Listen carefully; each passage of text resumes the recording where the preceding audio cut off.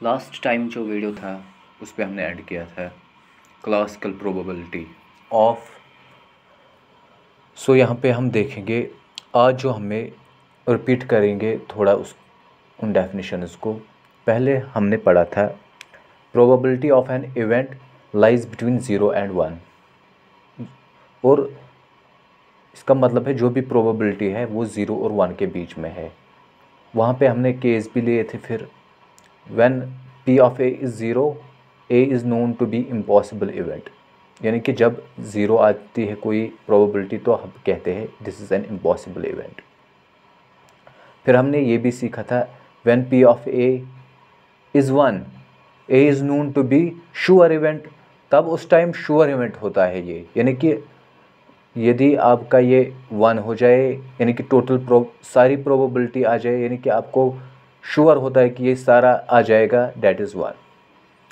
उसके बाद और एक डेफिनेशन थी non occurrence of event. Non occurrence of event को हम डिनोट करेंगे ए कॉम्प्लीमेंट से, या तो इसको कहते हैं और ए के ऊपर सी होता है उसको भी कहते हैं ए कॉम्प्लीमेंट, यानी कि ए डैश और ए के पावर सी, या अगर ए के ऊपर एक लाइन जिसको ए बार कहते हैं, and it is known as complementary event of A, यानी कि अपोजिट ऑफ ए का जो अपोजिट है, यानी कि अगर ए है this is occurrence of event, A complement is then non occurrence of an event. और the event A along with complementary A complement forms a set of mutually exclusive and exhaustive events, जो कि है। तो फिर हमने देखा था probability of ए जो है जैसे कि यहाँ पे है, फिर वहाँ पे हमने ऐड किया था इसको प्रोबेबिलिटी ऑफ ए कॉम्प्लीमेंट से, क्योंकि हमने लिखा था this is m by n, फिर किया था n minus m divided by n। So in short ये आ गया था हमें m by n plus 1 minus m by n, जो कि हमने फिर कहा था दिस इज़ 1। वही यहाँ पे है probability of A plus probability of A complement is 1, therefore probability of A complement is 1 minus probability of A, यानी कि probability of non occurrence of an event जो कि ये है is equal to 1 minus probability of occurrence of event। so यहाँ पे इसने 1 minus फिर किया है equal to 1 minus m of A divided by m, where A is occurrence of an event। ये सारी क्लासिकल probability की बात हम कर रहे हैं। सो इन डैट केस ये यही कर रहा है कि फिर m minus n of A, यानी कि जो हमने किया था n minus m divided by n, ये उसी की बात कर रहा है। तो थोड़ी सी यहाँ पे अब इसने डिफरेंट नेमिंग दी है उनको, तो there is no confusion regarding this. उसके बाद अब हमारा टॉपिक ये है आज का, the ratio of number of favourable events to the number of unfavourable events, यानी कि जो आपके रेशियो है number of favourable events with respect to the number of non favourable events is known as odds in favour of event A, यानी कि उसको हम कहेंगे odds in favour of event A. So odds in favour of event ए क्या होगा? ये होगा, suppose कर लो m ऑफ ए, जैसा कि इसने किया है m of A is our m in that case, in previous case, यानी कि number of favourable events.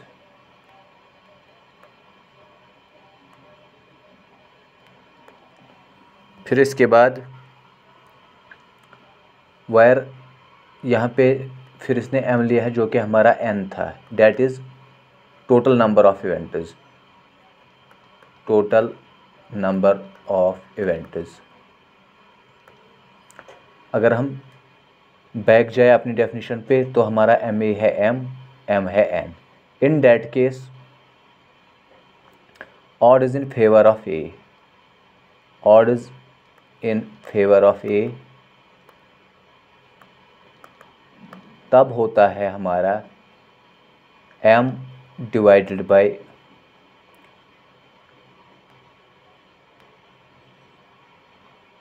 n minus m, जैसा कि इसने लिखा है m is to m minus m of a, यानी कि इसलिए लिखा है m of a is to m minus m of a। और इसी तरह, और जो इसका इन्वर्स रेशियो होगा, इन्वर्स उसको हम कहेंगे odds against favour of A, यानी कि ऑड्स अगेंस्ट ए, वो होगा simply n minus m divided by m। तो यहाँ पे इसी तरह लिखा है,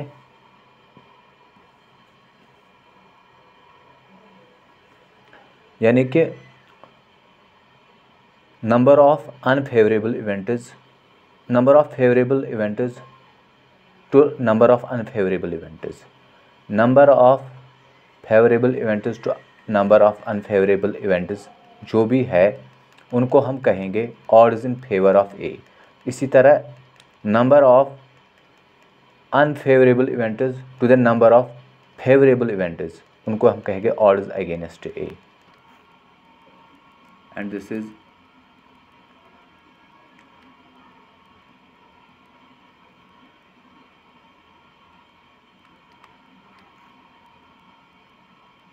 n minus m divided by m. Now we have a next definition. ये में हमने पढ़ा है तो इसको रिवाइज कहेंगे हम। Probability p of the happening of an event is also known as probability of success, यानी कि अभी तक हम कह रहे थे प्रोबेबिलिटी ऑफ हैपनिंग, तो हम आज से कहेंगे प्रोबेबिलिटी ऑफ सक्सेस इसको। इसी तरह probability of non occurring of an the event is known as the probability of failure. So failure success होगा। अब if probability of E is 1, E is called certain event, अगर probability 1 है तो ये certain event होगा, और अगर 0 है probability, in that case it is an impossible event। हमने last time बताया था probability of 0 is impossible event, probability of event is 0, in that case it is impossible event। सो ये डेफिनेशन है।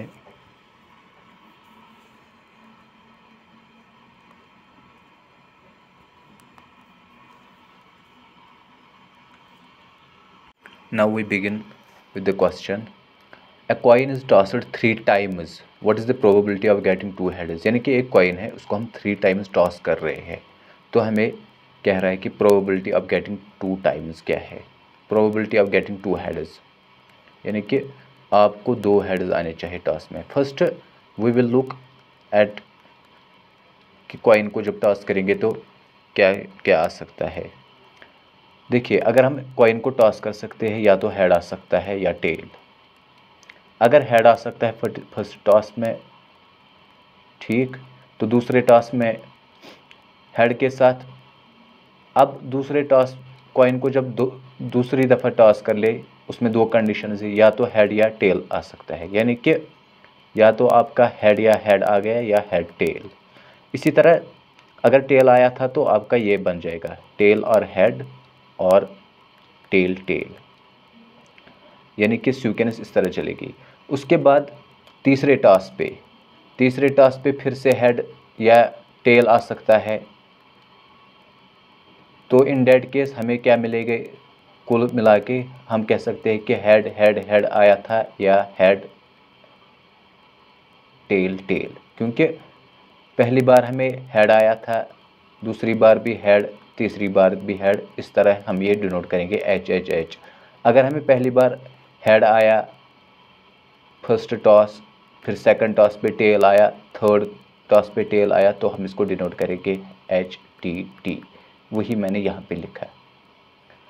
अच्छा, अगर ये उसका हो गया, सेकंड ये था, अच्छा मुझे यहाँ हेड हेड हेड लिखना था, लेके चलेंगे। Suppose in the first toss the coin gets head, यानी कि ये टॉस फर्स्ट है T1, या तो हेड आ सकता है या टेल, यही दो कंडीशंस रहेगी। सपोज़ दूसरे टॉस में या तो हेड आ सकता है या टेल फिर से, सो यहाँ पे दो चांसेस आ गए, हेड या टेल। इसी तरह यहाँ पे हेड या टेल आ सकता है दूसरे चांस में। यानी कि जब आपको पहले टॉस में हेड आया था, दूसरे में भी हेड, तो आप लिखोगे हेड हेड, या तो हेड टेल लिखोगे। सो ये होगा टॉस फर्स्ट में था हेड, टॉस सेकंड में हेड, या टॉस फर्स्ट में हेड, दूसरे टॉस में टेल। इस तरह ये आ जाएंगे इवेंट्स। या तो इस तरह बन सकता है, फर्स्ट टॉस में टेल आया, दूसरे में हेड, या तो फर्स्ट में भी टेल या दूसरे में भी टेल। सो ये इस तरह होगी। हालांकि हमें 3 देखने हैं, तो टॉस 3 में इस तरह हो सकता है, या तो आपको आ सकता है यहाँ पे फिर से हेड या टेल, यहाँ पे भी हेड या टेल आ सकता है। सो यहाँ पे अब कंडीशन इस तरह आ जाएगी, यानी कि ये तो इस तरह जा सकता है या ये दो इस तरह जाएंगे। अब यहाँ पे 4 मुझे मिलेंगे, यानी कि लास्ट पे मैं कह सकता हूँ या तो हेड हेड हेड आया था, यानी कि फर्स्ट टॉस में भी हेड, सेकंड में भी हेड, थर्ड टॉस में भी हेड, या हेड हेड टेल आया था। ये तो हो गए इन डेट केस, हेड हेड जब आपको पहले आया था। पहले दो में अगर आपको हेड हेड आया है तो ये सिचुएशन बनेगी। अदरवाइज़ अगर आपको पहले टॉस में हेड, सेकंड में टेल, तीसरे में हेड आया तो इस तरह लिखेंगे, या तो इस तरह लिखोगे हेड टेल टेल। यानी कि ये 4 कुल मिला के तब होंगे जो सिचुएशन मुझे यहाँ से पैदा हुई। इसी तरह अगर आपको टेल पहले आया था तो वहाँ पे भी 4 सिचुएशंस होगी, वो इस तरह आ जाएगा। पहले आपको टेल आया, फिर हेड, हमने इसको लिखा इस तरह। अगर आपको टेल पहले भी आया, सेकंड में भी टेल, फिर हमने इसको इस तरह लिखा। उसको हम लिखेंगे फिर देन टेल हेड हेड, या तो लिखेंगे टेल हेड टेल। यानी कि फर्स्ट टॉस में हेड, सेकंड में फर्स्ट टॉस में टेल, सेकंड में हेड, थर्ड में हेड, फर्स्ट टॉस में tail, then head then tail. या तो इस तरह टॉस फर्स्ट, सेकंड में भी टेल और थर्ड में भी टेल, थर्ड में हेड, क्योंकि अब यहाँ से मैं ले रहा हूँ टेल टेल हेड, इस तरह फिर आ जाएगा tail tail tail tail tail tail. अगर आप देखोगे तो ये कितने टोटल नंबर ऑफ़ पॉसिबिलिटीज़ होगी। टोटल नंबर ऑफ़ यहाँ पे जो आउटकम्स है वो है 8, यहाँ से 4, यहाँ से 4, यानी कि मेरा जो n है वो है 8। बट मुझे कह रहा है प्रोबेबिलिटी ऑफ गेटिंग 2 हेड्स। अब मुझे देखने हैं 2 हेड्स किस किस में आता है।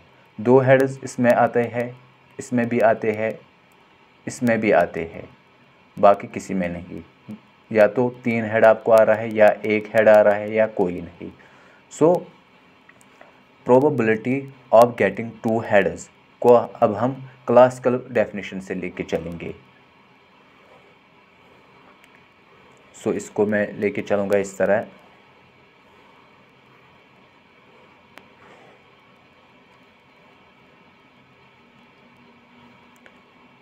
प्रोबेबिलिटी ऑफ गेटिंग 2 हेड्स वो होगा बराबर, that will be number of favourable events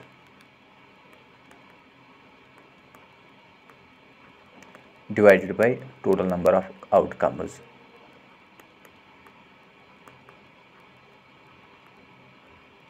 इसका मतलब ये हो गया, नंबर ऑफ फेवरेबल इवेंट्स मेरे पास कितने हैं 3, टोटल नंबर ऑफ इवेंट्स कितने हैं 8।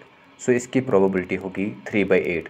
अच्छा, यहाँ से हम कह सकते हैं probability of not getting 2 heads, यानी कि अगर मैं कहता getting 2 heads is E, then probability of E complement क्या होगी, यानी कि नॉट गेटिंग ऑफ 2 हेड्स वो होगा 1 minus probability of E, that is 1 minus 3/8, और वो होगा 5/8। अगर आप यहाँ से देखोगे वो कितने इवेंट्स है, अगर हम गिनते जाएंगे नंबर ऑफ इवेंट्स जिसमें 2 बार हेड नहीं आया। डेफिनेटली एक तो ये आया है, यानी कि तब मैं इनको क्रॉस मारूंगा। मेरे पास बचे कितने जिनमें 2 बार हेड नहीं आया है, वो तो 5 इवेंट्स बचेंगे, क्योंकि ये है 1 2 3 4 5। सो वही हुआ 5। नंबर ऑफ फेवरेबल इवेंट्स जो मेरे पास है इस टाइम, यानी कि number of not getting 2 heads, वो है 5 divide by total number of outcomes, that is 5/8। So in the both way it has been done. Now if we change this question, अगर हम कहेंगे कि a coin is tossed 3 times, what is the probability of getting at least 2 heads? यानी कि यहाँ पे हम अभी तक पिछले क्वेश्चन में हमने कहा था गेटिंग 2 हेड्स, यानी कि पूरे के पूरे 2 ही हेड होने चाहिए। अब हम कहते हैं कि at least 2 heads. So in that case या तो आपको कम से कम 2 हेड्स होने चाहिए। अगर तीनों हेड्स आ रहे तो तब भी कोई प्रॉब्लम नहीं है, यानी कि इसमें वो इवेंट्स आ जाएंगे जिसमें या तो 2 हेड्स आए हैं या तीनों के 3 हेड्स आए हैं। So this is the condition. At least का मतलब होता है कम से कम यहाँ पे 2 हेड्स होनी चाहिए, अगर ज़्यादा होंगे तब भी वो आ जाएगा। Now what is the probability of event? Probability of event is number of favorable events divided by total number of events. Total number of events is 8, वो हम लिखेंगे क्योंकि यहाँ पे हमने अभी देखा है कि ये 8 इवेंट्स आ रहे हैं। आउटकम्स है, अगर हम देखेंगे फेवरेबल तो ये भी फेवरेबल है क्योंकि इसमें 3 हेड्स है। So it comes at least 2 condition. ये तो है ही, ये भी है, ये नहीं है, ये भी है और ये 3 नहीं है। सो यहाँ पे 4 फेवरेबल आउटकम्स है, that is 4/8, that is 1/2। Therefore probability of getting event this time is 1/2। इसी तरह प्रोबेबिलिटी ऑफ ई कॉम्प्लीमेंट होगा 1 माइनस प्रोबेबिलिटी ऑफ ई, क्योंकि प्रोबेबिलिटी यहाँ पे हाफ है तो यहाँ पे डायरेक्टली हम कह सकते थे प्रोबेबिलिटी यहाँ भी 1/2 आ जाएगी, क्योंकि 1 माइनस 1/2 इज़, क्योंकि यहाँ पे है 1 minus 1/2 which is equal to 1/2। That is why we say probability is equally shared here. तो अगर क्वेश्चन को फिर से चेंज करेंगे, हम कहेंगे बताओ what is the probability of getting at most 2 heads. अभी तक एट लीस्ट था, अगर हम कहेंगे एट मोस्ट 2 हेड्स, यानी कि ज़्यादा से ज़्यादा 2 ही हेड्स आने चाहिए। In that case situation change होगी। अब क्या होगा? So probability of getting at most 2 heads, यह हमें पता है कि टोटल नंबर ऑफ आउटकम्स है 8, उसको डिनोमिनेटर में लिखते हैं। सो फेवरेबल इवेंट हम देखेंगे एट मोस्ट 2 हेड्स कौन कौन है, यानी कि ज़्यादा से ज़्यादा 2 ही हेड आने चाहिए। अगर 2 से ज़्यादा आ रहा है तो वो फेलियर है या तो नॉट फेवरेबल है, यानी कि ये भी नहीं आ जाएगा, ये वाला आ जाएगा, ये वाला आ जाएगा, ये भी आ जाएगा, क्योंकि एट मोस्ट 2 का मतलब होता है ज़्यादा से ज़्यादा 2 हेड्स। यहाँ पे 1 है तो ये भी इसमें आ जाएगा, क्योंकि हमें देखना है कि ज़्यादा से ज़्यादा 2 ही हेड्स आने चाहिए, 2 से ज़्यादा नहीं। सो इन डैट केस ये इवेंट होगा, ये भी होगा, ये भी होगा, ये भी होगा, ये नहीं होगा। So number of favourable events इस टाइम है 1 2 3 4 5 6 6 divided by 8, so that is 3 divided by 4। Therefore probability of इसका कॉम्प्लीमेंट, यानी कि ई कॉम्प्लीमेंट अगर मैं लिखूँगा सो आ जाएगा 1 माइनस 3/4, क्योंकि ये है 4 minus 3 is 4 minus 3 divide by 4 को लिखेंगे 1/4। तो टोटल कितना होगा फिर, ये हमें पता है, टोटल आना चाहिए probability of E plus probability of E complement होता ही है 1। यहाँ पे हमने वही किया है। इसी तरह हम नेक्स्ट क्वेश्चन कर सकते हैं डाइस पे भी। तो इस तरह हम कहेंगे if a die is rolled twice what is the probability getting sum of 7। हमें ये पता है, लास्ट टाइम हमने बताया था, ये हमें नोट करना है। Suppose in an experiment has p outcomes और हम इसको क्यू टाइम्स रिपीट कर रहे हैं, एक्सपेरिमेंट कर रहे हैं Q times. Number of outcomes होते हैं p इंटू क्यू।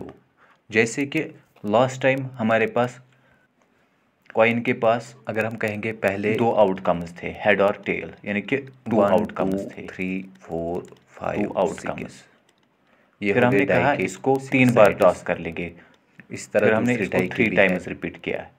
दूसरे टॉस में भी यही। सो हमारे पास नंबर्स है, तब हमारा सैंपल स्पेस यहाँ पे क्या आ सकता है? 2 इंटू 3 नहीं होगा नंबर ऑफ आउटकम्स, क्योंकि हमने या तो पहले 3 बार रिपीट किया था। अगर 2 बार करते तो तब या तो 1, सपोज अगर हम कॉइन को 2 बार रिपीट करते तब मैं कहता 2 आउटकम्स है, इसके बाद पास 2 बार रिपीट किया तब आता 1 6। इसी तरह 2 1 आ सकता है, 2 इंटू 2 डेट इज 4, बट हमने यहाँ पे 3 बार रिपीट किया है तो तब 3 तब हम करेंगे 2 into 2 which was 8 outcomes, 2 5। So outcomes है 2 6। ये आ जाएंगे मेरे पास कुल इवेंट। हम 2 बार इसको रिपीट कर रहे हैं, यानी कि इन आवर केस यहाँ पे हमें 6 आउटकम्स होने के साथ साथ हमारे जो रिपीट है 2 बार कर रहे हैं, so total number of outcomes जो होंगे वो 6 स्क्वायर होंगे, यानी कि 36। अच्छा, कैसे होंगे इसको हम इस तरह भी देख सकते हैं।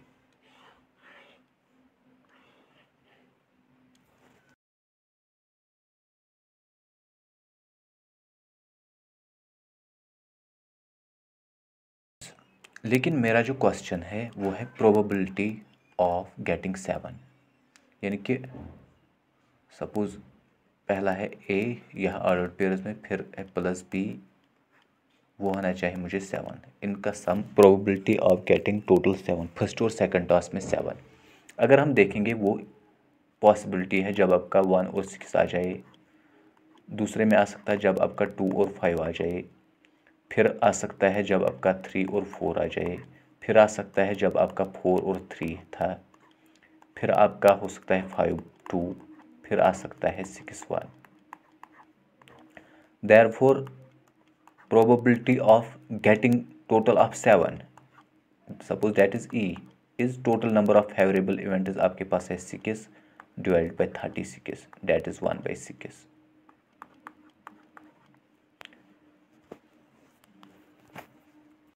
Suppose now we will define the probability in statistical and empirical probability। हमने पहले जो probability define की थी वो थी classical probability या mathematical probability। अब हम definition देंगे statistical। तो ये इस तरह है, अगर हम किसी ट्रेल को काफ़ी सारे टाइम्स को रिपीट करते हैं, इन डेट केस हमारे प्रोबेबिलिटी लिमिटिंग प्रोबेबिलिटी बन जाती है। ये इस तरह है, if A trail is repeated A number of times, यानी कि काफ़ी सारे टाइम्स को ये रिपीट हो रही है trial, under essentially homogeneous and identical conditions, यानी कि बिल्कुल कंडीशन सेम रहती है।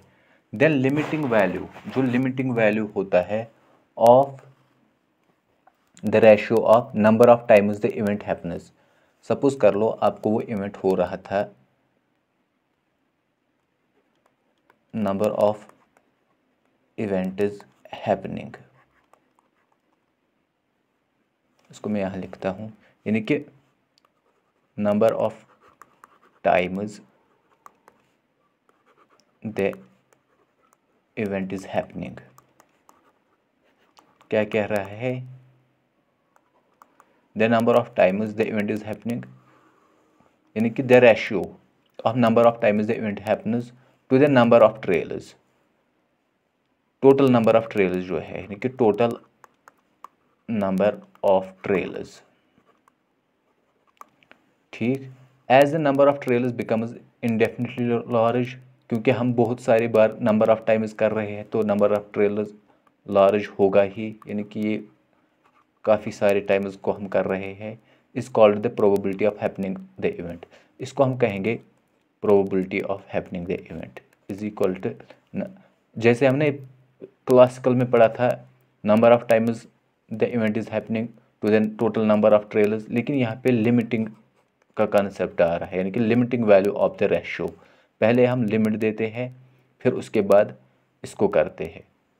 चलो इसको थोड़ा और समझाते हैं। सिंपली हम इसको इस तरह कहेंगे, if in an trails an event happens m times, यानी कि probability of happening is m, यानी कि जो हम कहते थे सक्सेस मुझे मिल रही है m टाइम्स, और टोटल नंबर है n, ठीक। p of happening of e is given by, इसको सिंबॉलिकली ना हम इस तरह लिखेंगे, probability of an event e which is equal to p is equal to limit, यहाँ पे लिमिट का कंसेप्ट आ रहा है क्योंकि हमारा जो n है ये लार्ज हो रहा है, इसलिए हम इसको कहेंगे n tending to infinity, m divided by n। बस यही है जो स्टैटिस्टिकल या एम्पिरिकल प्रोबेबिलिटी जिसको हम कहते हैं। सो ये कंसेप्ट लेना है आज से। Now we will define axiom of probability. Suppose S is a sample space, ये जो डिस्क्रीट है फिलहाल आप इसको याद रखना। If S is discrete all subset corresponding to events and conversely, यानी कि जो भी सबसेट है वो इवेंट्स को कॉरस्पॉन्ड कर रहे होंगे। But if S is not discrete only special subset is called measurable corresponding to events. फिलहाल इतना आप याद ही रखना। तो यहाँ पे मैं कह रहा हूँ कि मेरा जो S है ये सैम्पल स्पेस है, जो आपको पता ही है। टोटल आउटकम्स जो होंगे आपके to each event A in class C, suppose एक क्लास C में बनाता हूँ ऑफ इवेंट्स का, we associate a number P of A, यानी कि आप क्या कर रहे हो, आपके जो इवेंट्स है E1 E2 E3 so on En, इनका मैं एक क्लास बनाता हूँ C, ठीक। इन C को मैं लेके जाता हूँ एक रियल नंबर पे, यानी कि एक नंबर देता हूँ। E1 को मैं कोई ख़ास नाम देता हूँ, कोई नंबर, E2 को कोई नंबर देता हूँ, E3 को कोई नंबर देता हूँ। जैसे अभी हमने प्रोबेबिलिटी का में बताया था, what is probability of E1। सो ये एक नंबर आया था m/n, वही हम कर रहे हैं यहाँ पे, बाकी ये कुछ नहीं है। यानी कि प्रोबेबिलिटी ऑफ इवेंट्स जो आ रही है वो एक नंबर लेके चल रहा है, तो उसको हम फंक्शन कहते हैं फिर, क्योंकि ये प्रोबेबिलिटी ऑफ इवेंट जो है ये एक नंबर बन जाता है। इवेंट्स टू नंबर किसने किया है? प्रोबेबिलिटी ने। प्रोबेबिलिटी ने वर्क किया फंक्शन का। सो यही कंसेप्ट है।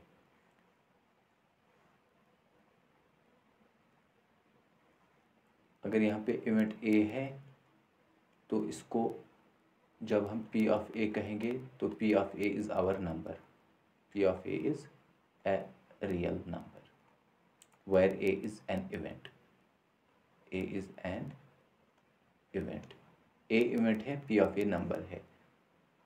Then P is called probability function. उस टाइम हम इस P को कहते हैं ये प्रोबेबिलिटी फंक्शन है, प्रोबेबिलिटी फंक्शन। यानी कि यहाँ पे एक वर्ड हमने ऐड किया फंक्शन का, जिसने इसको बनाया प्रोबेबिलिटी फंक्शन, क्योंकि वर्क क्या हो रही थी, इवेंट से हमने नंबर लिया। इफ द फॉलोइंग सेट्स और एक्ट, अब ये एक्सियम ऑफ प्रोबेबिलिटी क्या है, ये तो डेफिनेशन हो गई थी प्रोबेबिलिटी फंक्शन क्या होती है, लेकिन असल में हमें जो काम करना है वो एक्सियम ऑफ प्रोबेबिलिटी क्या है, what is the probability axiom. Then P is called the probability function and P of A the probability of an event, यानी कि P ऑफ A हो गया प्रोबेबिलिटी ऑफ इवेंट क्या थी, वो हमें पता है m/n होती है। असल में P of A is A probability function, जिसको हम अभी तक पढ़ रहे थे प्रोबेबिलिटी बस। नाउ उसके बाद क्या होता है कि हम एक्सियम्स की तरफ जाएंगे, जो हमारे प्रोबेबिलिटी एक्सियम्स है जो अब स्टार्ट होंगे।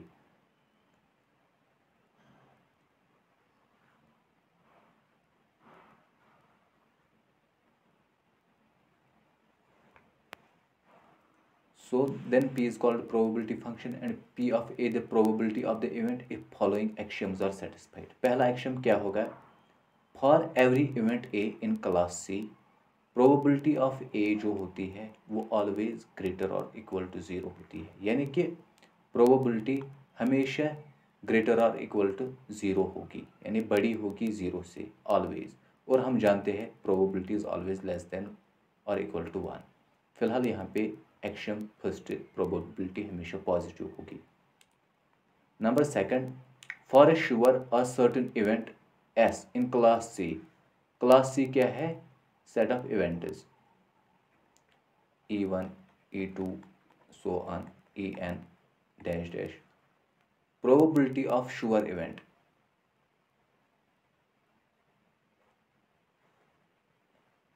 वो होता है हमेशा 1, क्योंकि हमें पता है, हमने ये डिफाइन भी किया है, probability of certain event is. Axiom 3, for any number of mutually exclusive events A1 A2 so on in the event, mutually exclusive है, it means happening of one event excludes the happening of other events, यानी कि non ऑक वो दूसरे को preclude करेगा events आने को। सो मैं इस तरह लिखूँगा, probability of A1 union probability of A2 union probability of A3 union so on. ये किसके बराबर होगा, ये होगा बराबर probability of A1 plus probability of A2 plus probability of A3 plus so on dash dash, यानी कि यहाँ पे म्यूचुअली एक्सक्लूसिव ये होनी चाहिए, तब ये ट्रू है। उसके बाद पर्टिकुलर में अगर मेरे पास दो म्यूचुअली एक्सक्लूसिव इवेंट्स है, सपोज A1 एंड A2, तब मैं कह सकता हूँ probability of A1 union probability A2।